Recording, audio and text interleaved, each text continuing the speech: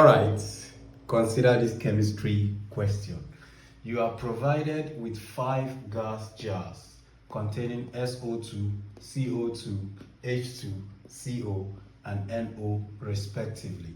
Select a test from A to E which will identify any one of the gases completely. So, looking at the option, let's go straight to the point. The correct answer for this question is D. That is, if you expose each of the gas to atmospheric air. Reason is that all of these gas, they will show no visible effect. So first of all, SO2 is sulfur oxide, this is carbon dioxide, this is hydrogen molecule, hydrogen gas, this is carbon 2 oxide or carbon monoxide, this is nitrogen monoxide or nitrogen 2 oxide.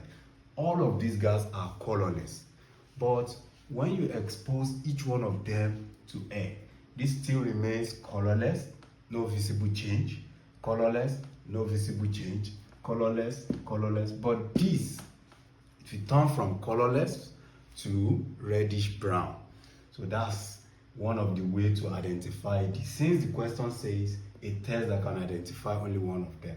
So this will change as it combines with the atmospheric oxygen, NO plus the atmospheric oxygen, that will give us NO2.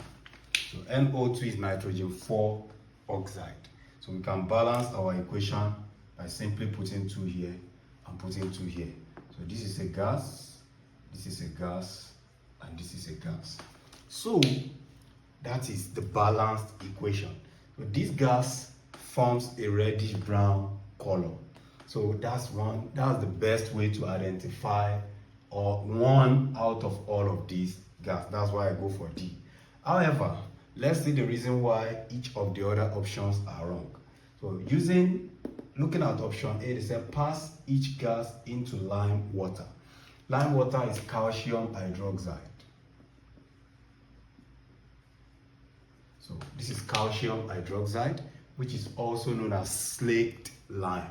This is slaked lime. Now, when you use slaked lime for this test, you will have problem with these two.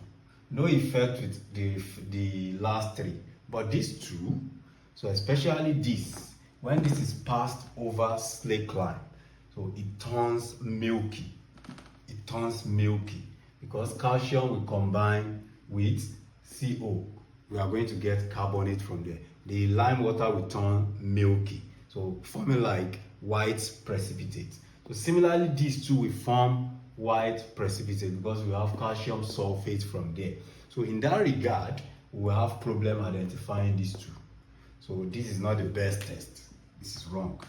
Check option B, pass each gas into water and test with litmus paper.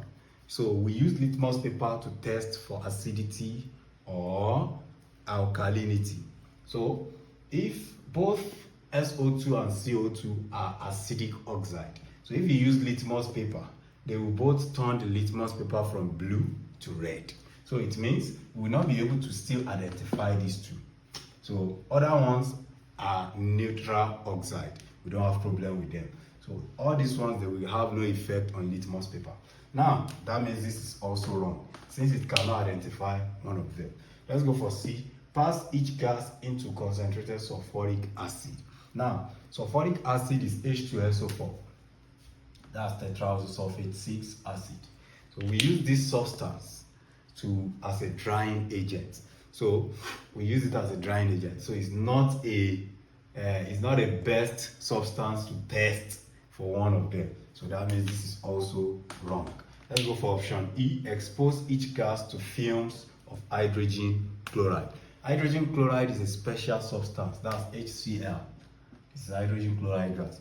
We use it to test for ammonia. So, and ammonia is not even part of these gases. So in that regard, option E is also not correct. Therefore, the best answer is option D. Thank you.